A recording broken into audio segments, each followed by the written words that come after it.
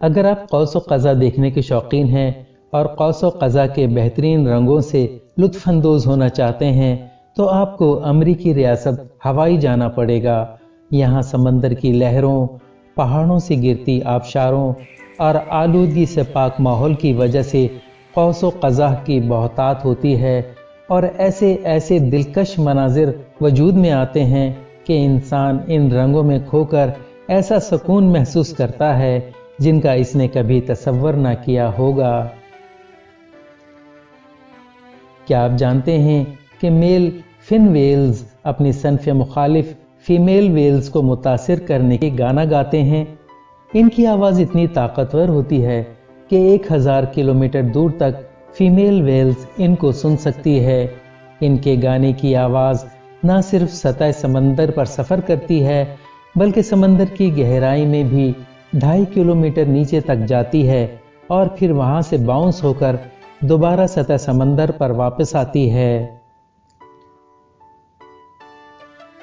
اگر آپ کوکو کولا پینے کے شوقین ہیں اور ساتھ ہی دنیا بھی گھومتے ہیں تو آپ کی اطلاع کے لیے شمالی کوریا اور کیوبا 2 ایسے ممالک ہیں جہاں آپ کو کوکو کولا نہیں مل سکتی۔ جی ہاں، ان ممالک پر امریکی پابندیوں کی وجہ سے کوکو کولا یہاں دستیاب نہیں ہے۔ ہو سکتا ہے آپ کو اسمگل شدہ امپورٹڈ کوکو کولا کہیں اتفاقاً مل جائے لیکن اس کی قیمت کئی گنا ہو سکتی ہے۔ کیا K2 ماؤنٹ ایورسٹ سے اونچا ہو جائے گا؟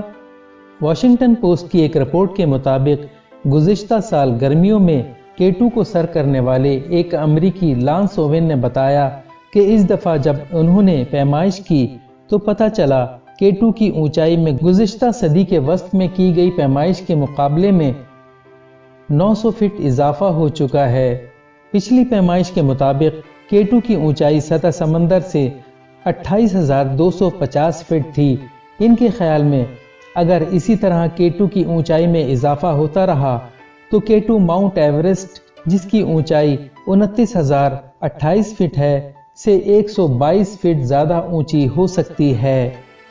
اس وقت دنیا کی آبادی 7.5 ارب ہے۔ یہ ایک بہت بڑی تعداد ہے، لیکن اگر ہم اس آبادی کو کم سے کم جگہ میں سمونا چاہیں تو ہمیں کتنی جگہ کی ضرورت پڑے گی؟